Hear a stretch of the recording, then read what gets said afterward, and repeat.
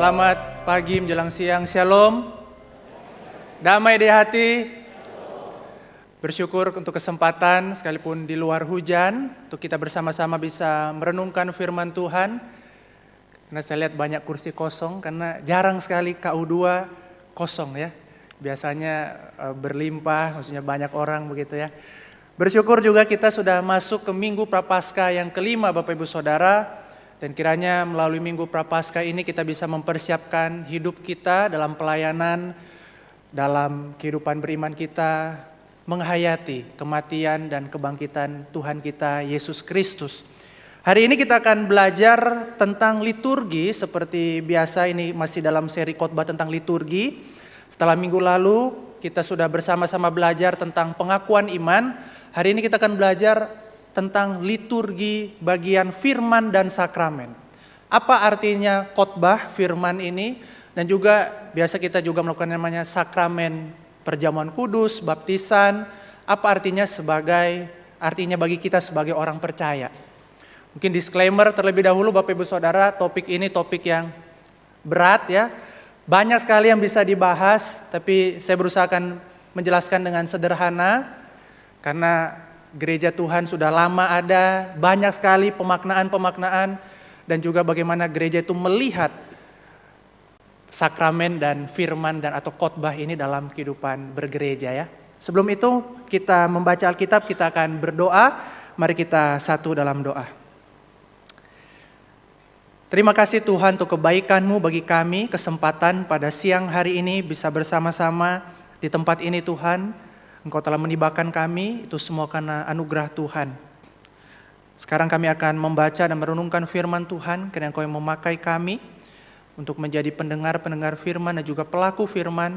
Hamba-Mu yang akan menyampaikan, karena Roh-Mu yang kudus yang memampukan setiap dari kami untuk memahami firman Tuhan dan juga menjadi pelaku firman. Ya Roh Kudus berbicaralah, terima kasih Tuhan, di dalam nama Tuhan Yesus kami berdoa. Amin. Bapak Ibu Saudara, mari kita membuka dari Kisah Para Rasul pasal yang kedua. Kisah Para Rasul pasal yang kedua ayat 41 sampai ayat yang ke-47.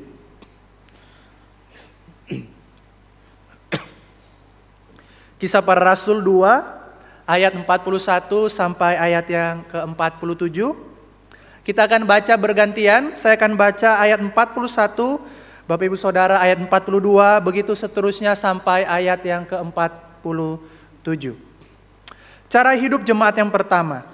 Orang-orang yang menerima perkataannya itu dibaptis dan pada hari itu jumlah mereka bertambah kira-kira 3.000 jiwa. Dalam persekutuan, dalam memecahkan roti dan berdoa. Ketakjuban melanda semua orang, sebab rasul-rasul itu mengadakan banyak mujizat dan tanda.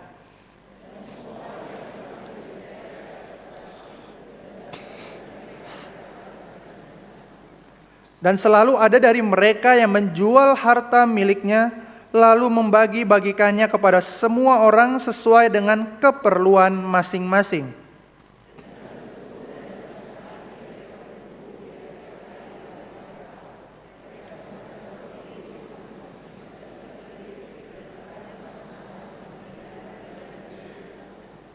Sambil memuji Allah dan mereka disukai semua orang. Tiap-tiap hari Tuhan menambah jumlah mereka dengan orang yang diselamatkan. Sedemikian jauh pembacaan firman Tuhan.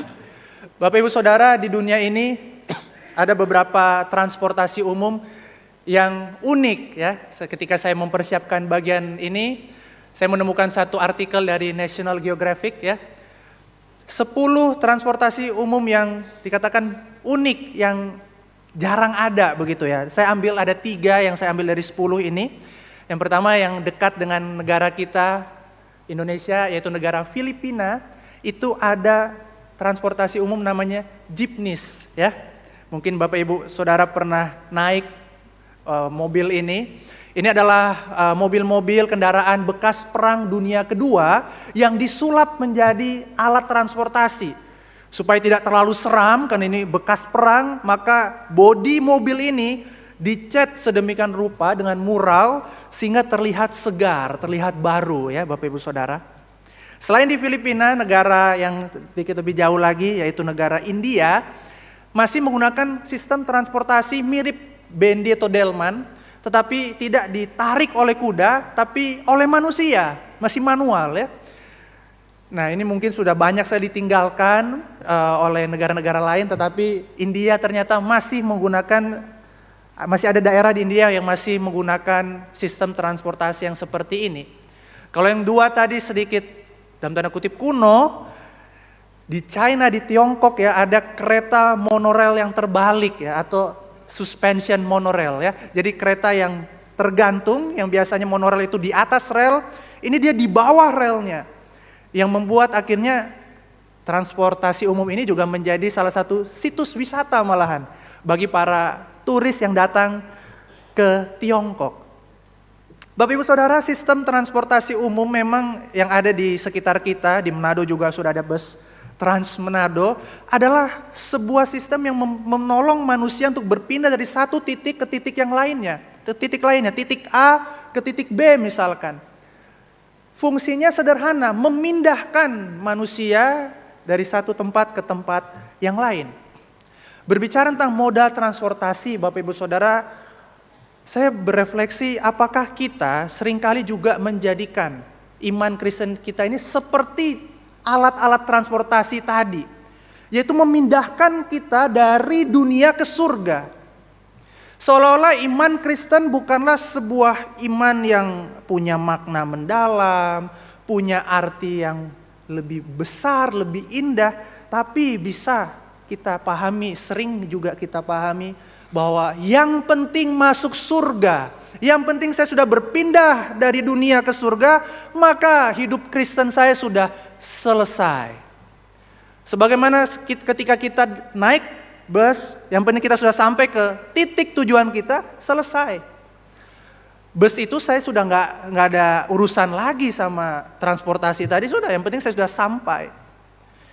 Bapak Ibu Saudara, kalau kita memaknai hidup Kristen kita seperti ini, tentu ini sebuah kehidupan yang sangat-sangat dangkal dan tidak sesuai dengan visi Yesus bagi gereja. Ketika dia berdoa bagi para murid di Yohanes 17, Yesus berkata supaya kita orang Kristen ini bersatu di dalam relasi dengan Bapa dan Yesus di dalam pertolongan Roh Kudus.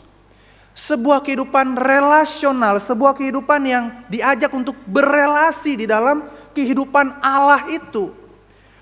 Di ayat sebelumnya di pasal yang sama, Yesus berkata, inilah hidup yang kekal itu, bahwa mereka mengenal Engkau yaitu Bapa dan juga mengenal Yesus Kristus. Maka iman Kristen bukan berbicara tentang saya masuk surga atau enggak. Itu memang salah satu bagian dari iman Kristen.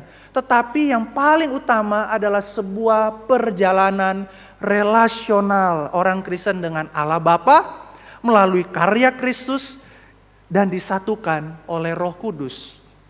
Ini enggak berbicara sekedar saya masuk surga atau enggak. Yang biasanya juga dipahami surga itu sebagai tempat di mana saya dipuaskan keinginan duniawi saya. Bukan, Bapak Ibu Saudara, Allah mengundang kita untuk berelasi bersama Dia. Dan itulah yang digambarkan juga oleh kisah para rasul. Bagaimana kisah para rasul ini adalah kelanjutan karya Yesus.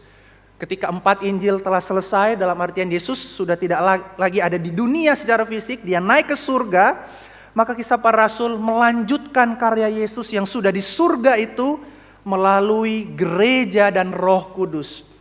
Maka kalau kita mau belajar tentang apa artinya menjadi seorang Kristen, apa artinya menjadi gereja, maka menarik sekali dan penting sekali untuk kita melihat bagaimana gereja itu digambarkan di kitab Kisah Para Rasul ini, buku sejarah ini, buku sejarah gereja ini.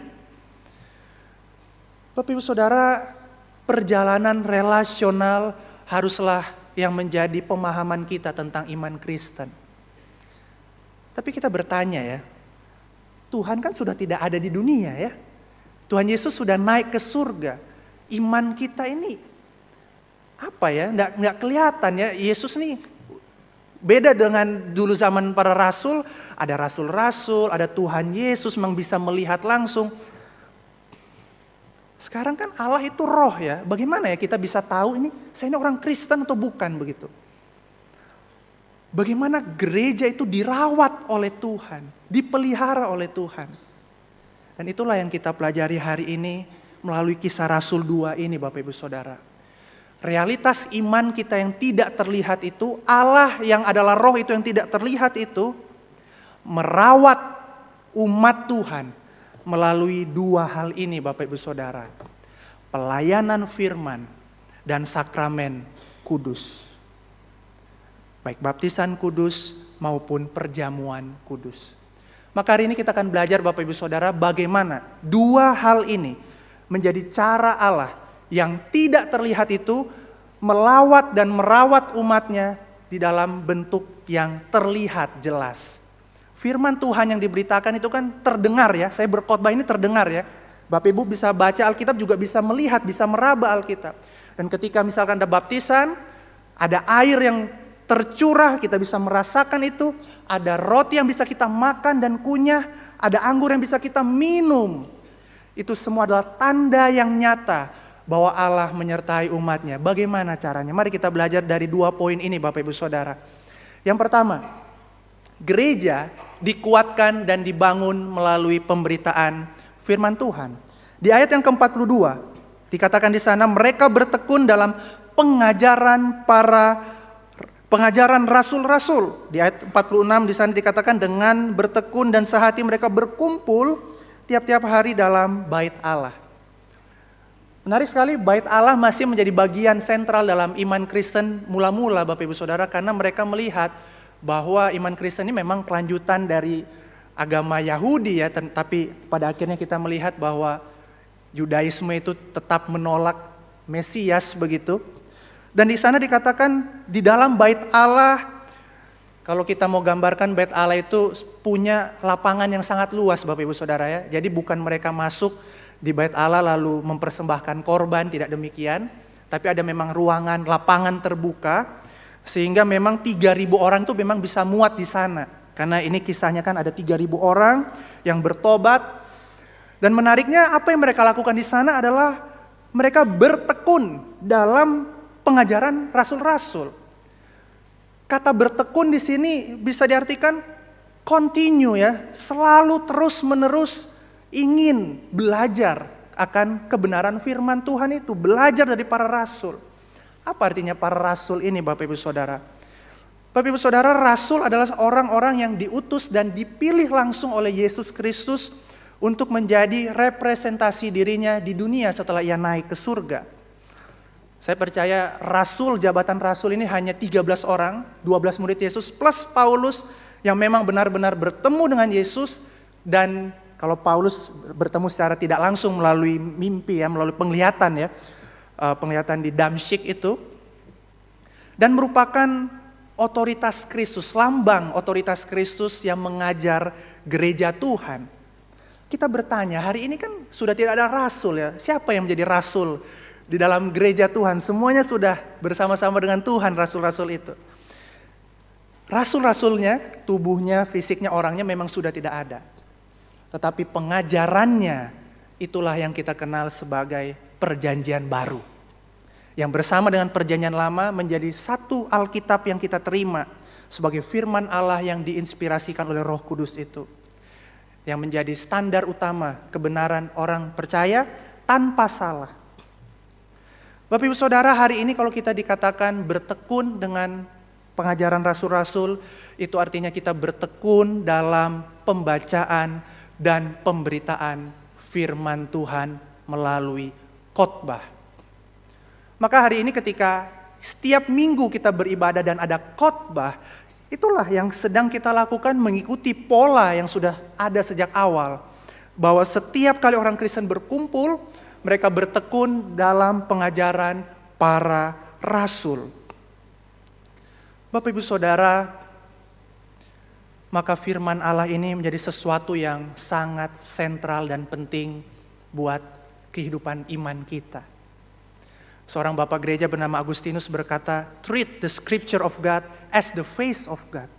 Ketika kita membaca Alkitab, mendengarkan khotbah, kita seperti sedang bertemu dengan Allah yang melawat dan merawat umatnya itu melalui kebenaran firman Tuhan.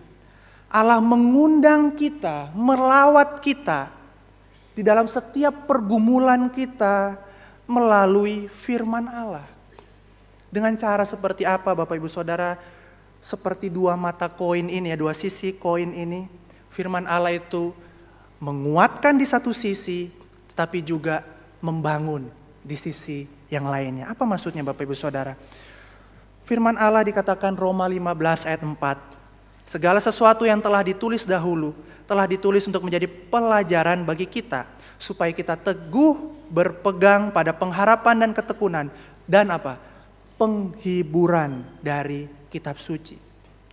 Ketika kita membaca Alkitab, ketika kita mendengarkan khotbah, kita sedang dikuatkan oleh Allah dalam setiap pergumulan hidup kita. Roma 8:28 mengatakan bahwa Allah itu turut bekerja dalam segala sesuatu demi kebaikan orang-orang yang mengasihi Allah, yaitu mereka yang terpanggil sesuai dengan rencananya. Allah ingin merawat kita, memuatkan kita melalui pemberitaan firman setiap minggu ini Bapak Ibu Saudara. Sayang sekali seringkali kita melihat firman Allah ini sebagai sesuatu yang sepele. Padahal dari sinilah Allah menguatkan kita. Seperti menyapa kita, hei dalam pergumulanmu aku tetap bersamamu. Inilah firman Allah Bapak Ibu Saudara. Suatu kali dalam minggu ini ketika saya dalam banyak pelayanan dan juga ada beberapa pergumulan juga ya dalam pelayanan saya di sekolah. Saya ingat sekali hari Selasa malam kalau tidak salah ketika saya belajar, saat teduh. Saya tidak sengaja, maksudnya karena saya punya rencana baca, jadi pembacaan Alkitab itu ditentukan oleh rencana baca yang saya pilih itu begitu. Tapi momen itu saya ingat saya sedang butuh sekali, Tuhan, apakah Engkau bersamaku atau tidak begitu. Dan firman Allah secara misterius, saya nggak tahu caranya seperti apa. Hari itu saya membaca Yohanes 16. Judulnya pekerjaan penolong atau penghibur daripada Roh Kudus. Saya kaget begitu Bapak Ibu Saudara, kok bisa ya? Mirip sekali dengan apa yang saya butuhkan. Itulah artinya Allah itu ingin membangun kita melalui kebenaran firman. Beberapa waktu ketika saya datang ke gereja mendengarkan khotbah, karena saya hamba Tuhan, saya sering kali menyambut tamu di pintu.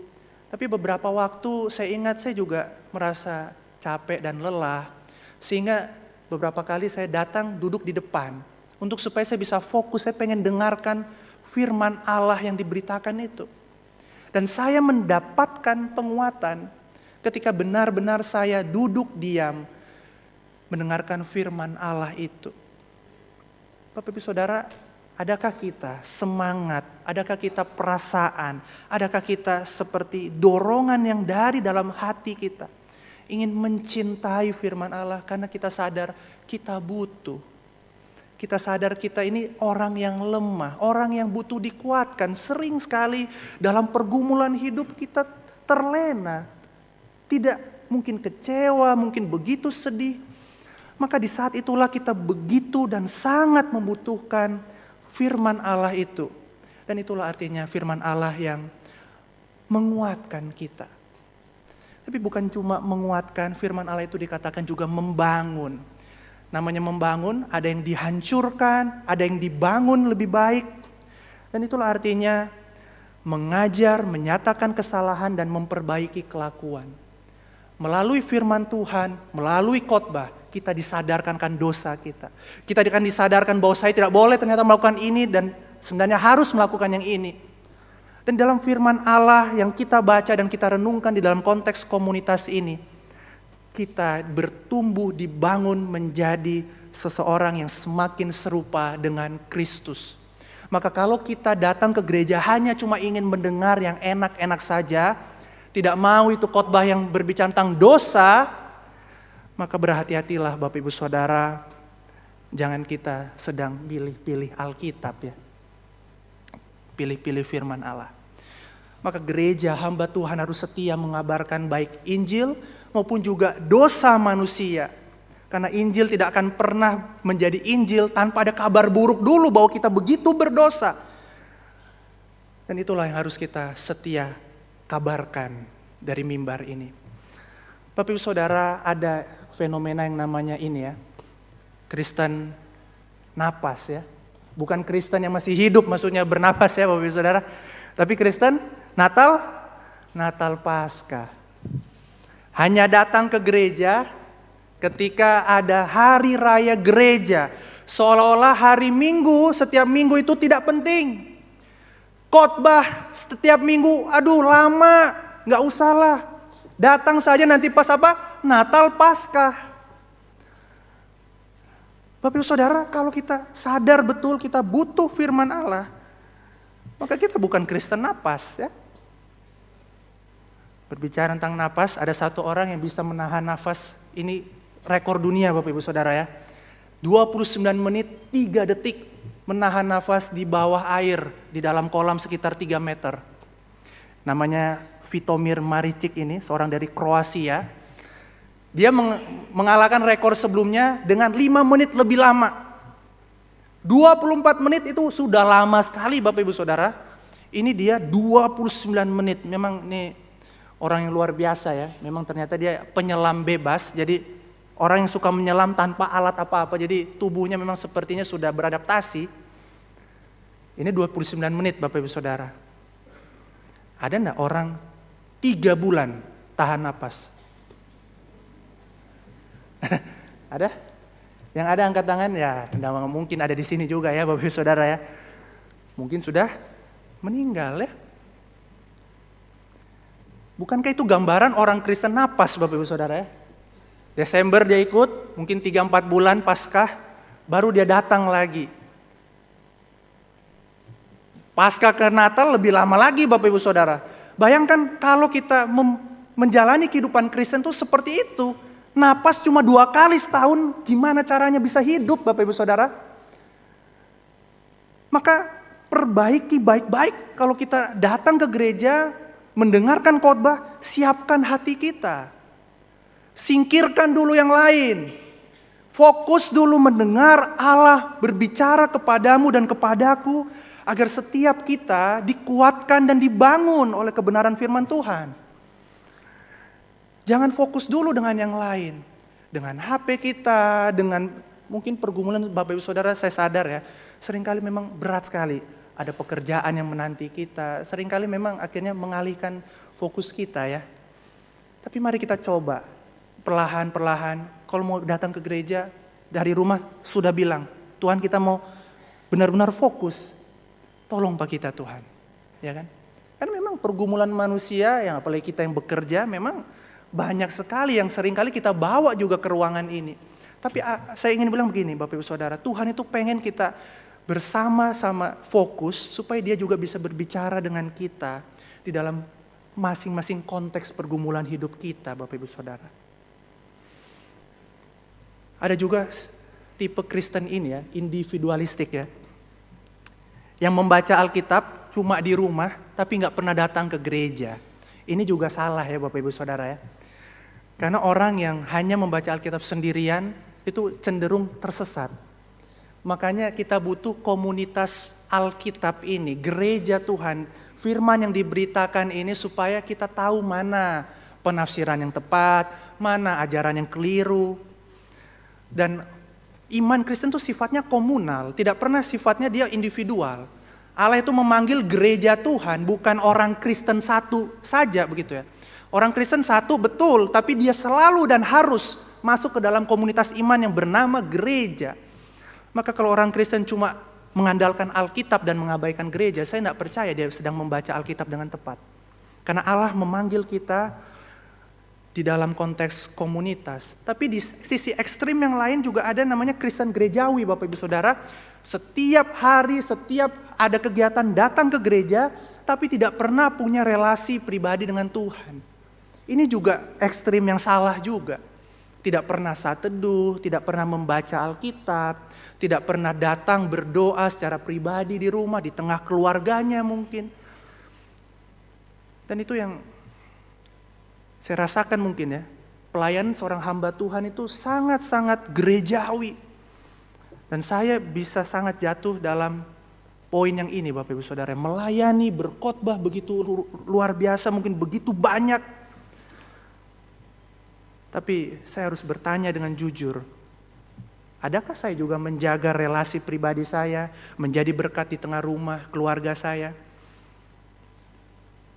Bapak Ibu Saudara, mari kita sama-sama introspeksi diri kita, mengevaluasi bagaimana sikap kita terhadap firman Allah, terhadap khotbah itu. Maka biarlah kata-kata dari Rasul Petrus ya, menguatkan kita, sama seperti bayi yang baru lahir.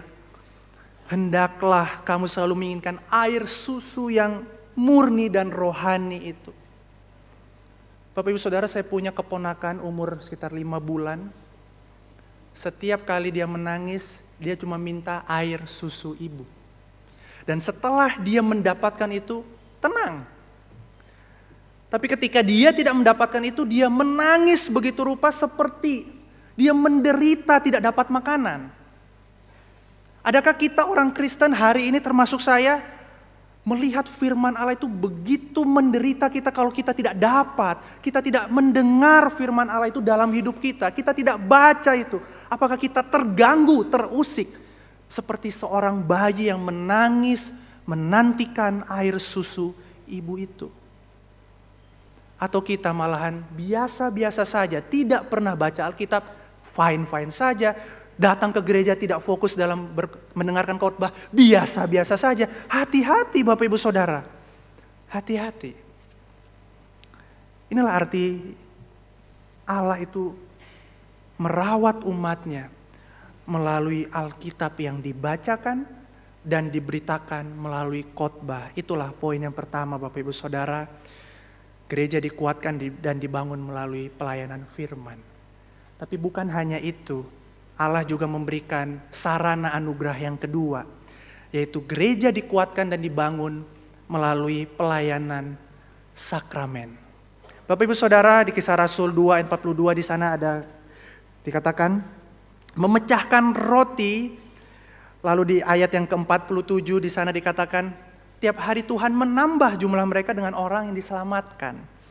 Mungkin ayat 47 ini mirip dengan baptisan ya. Ada orang Kristen baru masuk, dan di ayat sebelumnya itu perjamuan kudus.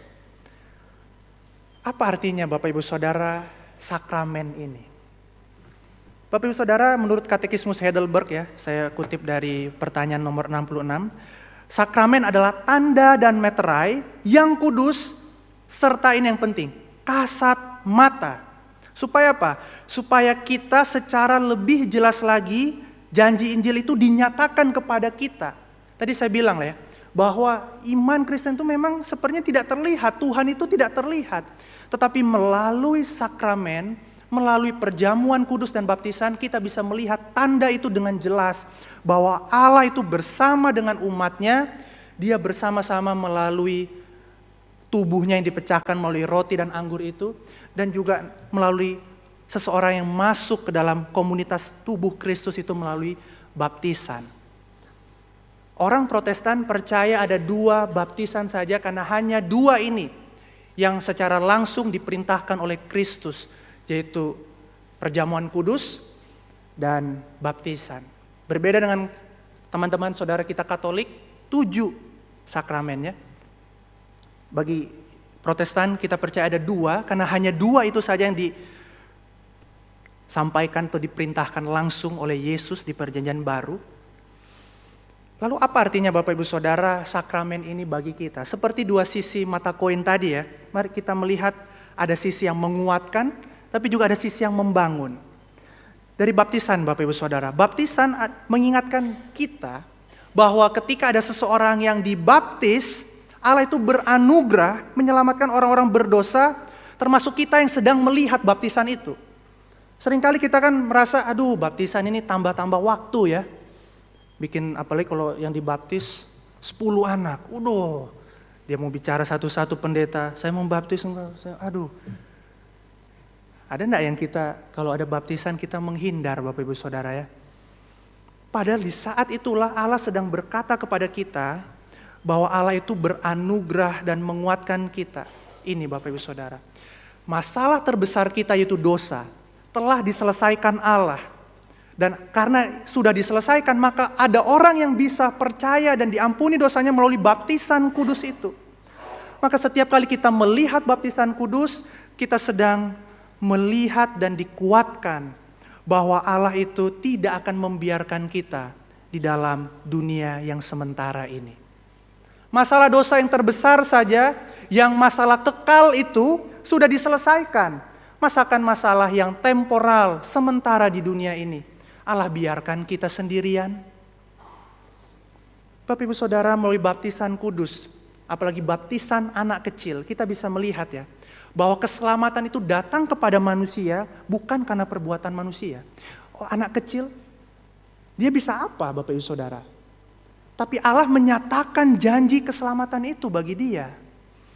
Iya kan? Berarti apa? Keselamatan kita bukan karena perbuatan kita. Tapi semata-mata karena anugerah Allah. Kita seumpama bayi itu yang gak tahu apa-apa, yang gak bisa melakukan apa-apa kepada Tuhan. Tapi Allah datang dan menyelamatkan kita. Bukankah itu penghiburan yang luar biasa Bapak Ibu Saudara ketika setiap kali ada sakramen baptisan dilayani, kita sedang kembali diingatkan, dikuatkan bahwa Allah itu mencintai aku dan kamu.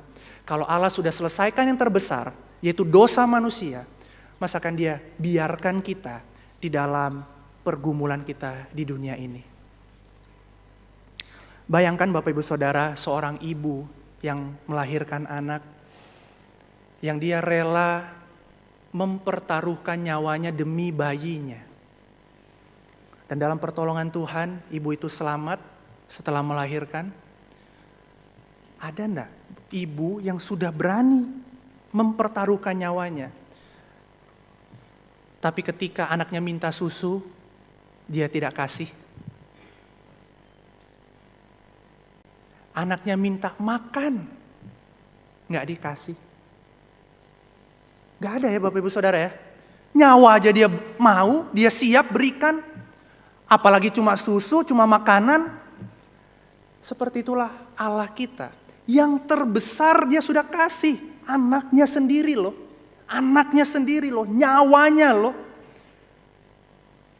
Dan itu masalah kekal. Di kekekalan, dosa itu masalah kekal. Setiap kita yang tidak percaya akan dihukum secara kekal kan. Maka kita percaya juga di dalam kesementaraan ini, kita bisa menggantungkan hidup kita kepada Dia.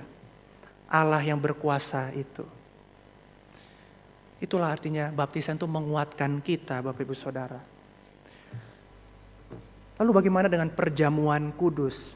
Kalau tadi dikatakan di ayat 42 memecah-mecahkan roti, ini adalah gambaran perjamuan kudus di 1 Korintus 10 ayat 16. Bukankah roti yang kita pecah-pecahkan adalah persekutuan dengan tubuh Kristus? Bapak Ibu Saudara, perjamuan kudus adalah tanda bahwa kita itu bersekutu dengan Kristus secara spiritual. Perjamuan kudus bukan sekedar simbol Bapak Ibu Saudara, tapi ini benar-benar persatuan mistis. Jangan bilang mistis lagi, ini ya Bapak Ibu Saudara ya, roh kegelapan lah, dukun, bukan ya. Mystical union Bapak Ibu Saudara, itu persatuan kita dengan Kristus melalui roti dan anggur yang kita makan dan minum itu melalui karya Roh Kudus. Jadi Tuhan itu seperti ingin menunjukkan pada kita bahwa Allah itu benar-benar sudah mati bagi kita. Yesus Kristus 2000 tahun yang lalu kita gak pernah lihat Dia disalib. Ya kan? Tetapi melalui perjamuan kudus Allah menyatakan kepada kita bahwa Yesus benar-benar mati bagi kita, mengampuni dosa kita. Apa implikasinya? Membangunnya di bagian mana Bapak Ibu Saudara? Ini ya Bapak Ibu Saudara ya. Apa yang kita telah terima dari Kristus, dari Allah, keselamatan, anugerah, berkat itu. Mari kita bagikan ke orang lain. Menarik sekali Kisah Para Rasul 2 juga mencatat bagian itu ya. Semua orang yang percaya tetap bersatu Dan semua milik mereka adalah milik bersama. Dan selalu ada dari mereka yang menjual harta miliknya lalu membagi-bagikannya kepada semua orang sesuai dengan keperluan masing-masing. Sebagaimana Kristus itu, tubuh Kristus itu mengajarkan pada kita, dia itu terpecah buat kita ya. Dia itu membagikan kehidupannya bagi kita. Seringkali orang Kristen, termasuk saya juga ya, melihat hobi saya, nggak boleh terpecah. Waktu saya, nggak boleh. Waktu saya utuh sendiri. Dompet saya, uang saya, jangan sentuh itu. Kalau Kristus itu dari surga turun ke dunia, saya dari dunia naik ke atas. Bukankah seperti itu natur kita Bapak Ibu Saudara yang seringkali tidak pengen berbagi dengan orang lain. Tidak mau hidup kita tuh seperti dibagikan, bagi berkat buat orang lain. Bukankah perjamuan kudus seharusnya menghasilkan seorang Kristen yang seperti Kristus, bersatu dengan Kristus, tidak lagi memikirkan atau mementingkan dirinya sendiri, termasuk berusaha belajar berbagi buat orang lain, bagi mereka yang miskin, bagi mereka yang belum punya mungkin hal yang kita miliki. Dalam hidup ini kita diberkati sedemikian rupa, keselamatan itu begitu rupa diberikan pada kita. Maka marilah belajar berbagi buat orang lain, baik secara fisik dan juga bagikanlah Injil itu Bapak Ibu Saudara. Maka Bapak Ibu Saudara, Kristen beriman saja yang mengabaikan sakramen bukanlah seorang Kristen yang sejati. Saya nggak bilang orang Kristen yang karena sakit, atau dia ada pergumulan tertentu sehingga dia tidak bisa mengikuti sakramen. Tapi orang-orang Kristen yang secara sengaja mengabaikan sakramen, saya bilang dia bukan seorang Kristen sejati. Karena sakramen adalah tanda yang membedakan seorang Kristen dan bukan Kristen. Pengakuan iman Westminster mengatakan ini. Visible difference, ya ini bahasa Inggrisnya, bahasa Indonesia. Pembeda yang jelas. Tanda dan materai kudus bahwa kita adalah miliknya. Selain itu sakramen berfungsi sebagai pembeda yang jelas antara anggota gereja dengan dunia luar. Kalau seorang Kristen dengan sengaja tidak mau dibaptis, enggak penting lah, saya kan sudah percaya Yesus. Tapi tidak mau dibaptis, bukan tidak bisa ya, tapi tidak mau. Loh, kita harus bertanya, kenapa kamu tidak mau? Atau ada sakramen perjamuan kudus, merasa, lama ini ibadah ini loh. Mau bagi-bagi, apalagi KU2, makin banyak orang. Hati-hati Bapak Ibu Saudara, kalau kita memandang sakramen sebagai sesuatu yang bukan menjadi kebahagiaan, tapi malah jadi beban buat kita. Wah, Bapak Ibu Saudara, selama keadaan memungkinkan, marilah kita berbahagia, berpartisipasi dalam sakramen. Entah itu kita melihat baptisan, kita dibaptis, atau kita ada di dalam meja perjamuan, di dalam tubuh Kristus. Karena di sanalah Allah ingin menyapa kita, ingin bersama dengan kita dalam pergumulan kita. Dia ingin berkata, sekalipun aku tidak terlihat begitu ya kasarnya, aku tetap bersama-sama dengan kamu. Dan inilah sarana anugerah Allah, di mana Allah membangun gerejanya dan menguatkan kita sebagai umat Tuhan. Bapak Ibu Saudara, saya akan tutup dengan satu ilustrasi ini.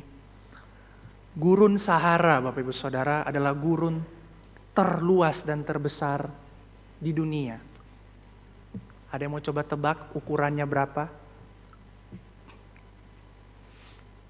Ini ya Bapak Ibu Saudara ya, 9 juta kilometer persegi. Saya tadi coba cari di AI, Gemini, berapa lapangan sepak bola yang bisa muat di sini? Saya pikir cuma puluhan ribu, atau ratusan ribu. Tadi saya baca 1,28 miliar lapangan sepak bola baru bisa menutupi 9 juta kilometer persegi ini. Jadi lapangan sepak bola itu seperti satu titik debu di antara luasnya gurun Sahara dan panasnya juga dikatakan 30 derajat Celcius. Ini sesuatu yang sangat-sangat luas ya. Kalau kita ada di tengah situ, sepertinya kalau kita lihat kiri kanan, sepertinya tidak ada jalan keluar. Tidak ada ujung begitu, karena saking luasnya. Saya berefleksi Bapak Ibu Saudara, dari gurun Sahara ini, kehidupan orang Kristen juga seringkali ada di dalam posisi ini ya. Posisi kekeringan rohani, gurun Sahara, yang akhirnya membuat kita seperti Tuhan, kok gak ada jalan keluar. Tuhan, Engkau ada di mana?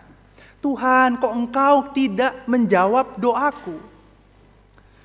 Bapak Ibu Saudara, di dalam kondisi ini saya mau katakan, di dalam keadaan kering ini, larilah kepada Tuhan dan berdoalah agar jiwamu itu yang sedang bersusah payah itu dikuatkan oleh Tuhan melalui pelayanan firman dan sakramen di gereja ini, Bapak Ibu Saudara. Biarlah engkau ditemukan oleh Allah ketika engkau berlari kepadanya. Ketika engkau datang merenungkan firman Tuhan dan makan minum tubuh dan darah Yesus itu, Bapak Ibu Saudara. Jangan lari daripada Tuhan. Cintailah firman Allah itu. Dan mungkin memang pergumulan tidak berubah. Pergumulan tidak langsung usai. Karena Allah memang tidak pernah menjanjikan kita sebuah kehidupan yang nyaman tanpa masalah. Tetapi dalam firman dan ketekunan kita, merenungkan firman Tuhan, hidup dalam sakramen gereja, seringkali bukan perubahan situasi yang kita alami, tapi perubahan hati kita. Hati kita semakin selaras dengan Tuhan, semakin yakin, semakin percaya bahwa sekalipun keadaanku tidak berubah, aku dipegang oleh Tuhan, aku disertai oleh Tuhan. Maka ketika engkau datang ke gereja, ingatlah selalu bahwa sakramen itu, firman Allah itu juga adalah sebuah tanda supaya kita lebih mudah mengerti bahwa Allah itu bersama dengan kita, Allah itu mencintai kita, Allah itu benar-benar memegang kita. Bapak Ibu Saudara, jangan puas jadi orang Kristen yang cuma pengen masuk surga. Tapi berbahagialah engkau ketika engkau bisa berdoa, Tuhan, peganglah tanganku selama aku di dunia ini. Dan rawat aku, lawat aku. Setiap kali aku membaca firman, merenungkan firman, dan setiap kali aku datang ke dalam meja perjamuan Tuhan itu, melihat setiap orang dibaptis, tolong aku Tuhan, supaya melaluinya hatiku ini Tuhan, dikuatkan dan dibangunkan kembali.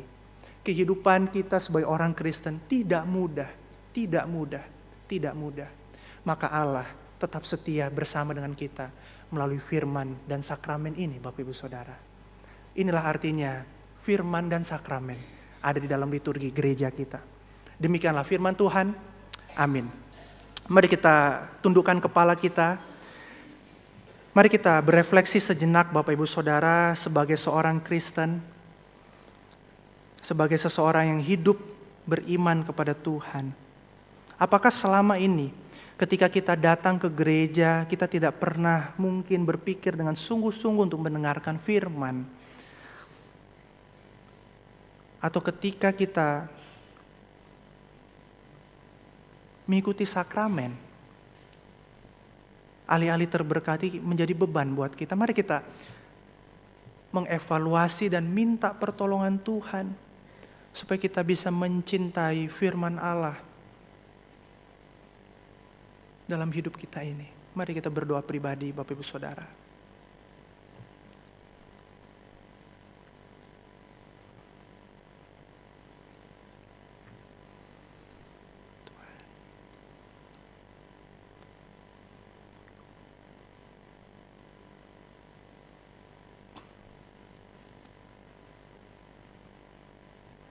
Yang kedua, Bapak Ibu Saudara, mari kita berdoa agar siapapun kita, sudah selama apapun kita menjadi seorang Kristen, Kita terus tetap berdoa kepada Tuhan, berkata, Tuhan, kiranya Engkau yang terus memegang tanganku dalam pergumulan hidupku, dalam kesulitan hidupku, dalam masalah tantangan hidupku.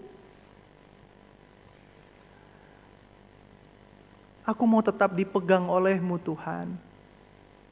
Aku mau tetap digenggam erat oleh-Mu Tuhan. Jangan lepaskan tanganku Tuhan. Mari kita berdoa Bapak Ibu Saudara.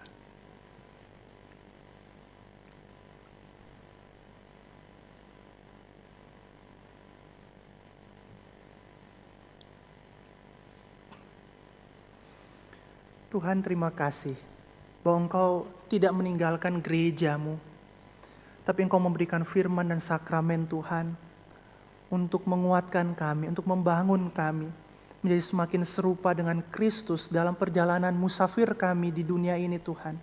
Kami bukan orang-orang dari dunia Tuhan, tapi kami adalah warga negara kerajaan Allah.